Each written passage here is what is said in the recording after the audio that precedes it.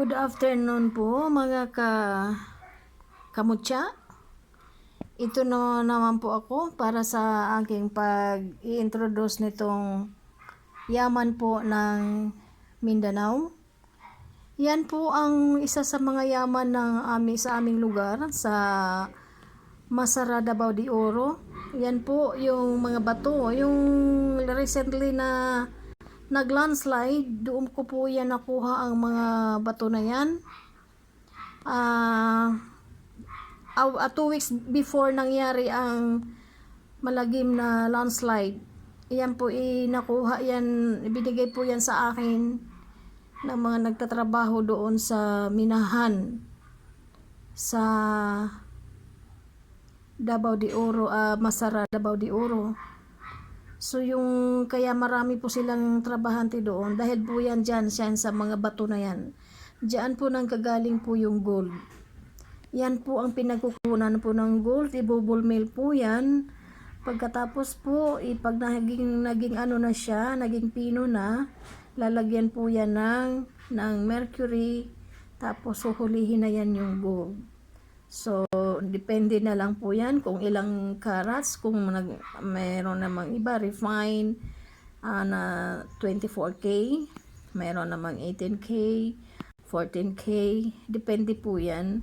So, medyo mahaba-haba po ang proseso ng pagpaprocess para maging 24 carats ang iyong gold na nanggagaling sa mga bato na yan. Hindi po ganun kadali ang magkaroon ng alahas po dahil katakot-takot na proseso po. Yan po nanggagaling pa sa ilalim po ng lupa. Meron pa yung ano yan sa pagtatunnel po, papasok ka po dyan, sinasabi dyan ang proseso, magsisink ka muna tapos magdidrip doon. Yun ang ano ng posisyon ng ano ng pagtatunnel, sinking at saka drip. Yun, ganun yun. Tapos mga ilang meters yun, siguro mga 500 to 400 meters away o more than pa dyan ang hinuhukay nilang mga bato na yan. Yan yung mga bato na yan.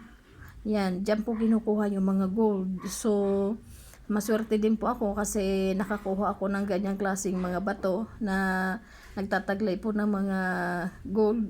So, yan po ayun, bigla siyang lumabo. Yan po. Super po yan. Pag yan po naibulmil po, ang labas po niyan ay gold. Yan. Yan po. Galing po yan sa Masara. Masara na Davao de Oro. Yan po ang dyan po nanggagaling ang gold. So, yan naman po kinulek ko para sa gawing lucky charm.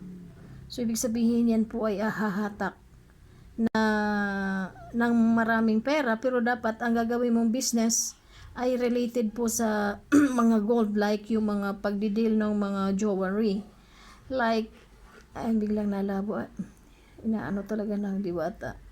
Okay po, sorry po, dito lang okay, alagaan ko po kayo, hindi ko po kayo gagawing alahas, kundi gagawin ko lang po kayong collection ko. At ngayon po ay nagsisimula na po ako sa pagbi-business na related sa gold. So ayan po, may mga stock na ako. Yan. Yan po. Magaganda po yan. Yan. So dapat ang gold talaga gawin natin ang tawag dyan, investment. Kasi hindi po siya bumababa ang ano niya, ang tawag niyan, appraisal niya.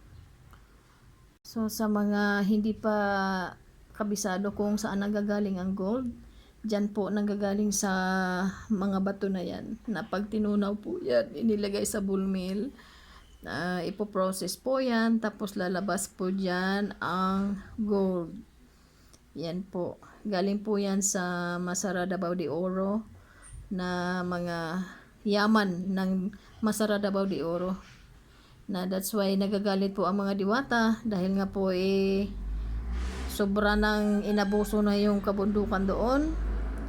Kaya sila po ay naniningil din. Yun, masakit nga lang kasi mga Pilipino ang naapektuhan.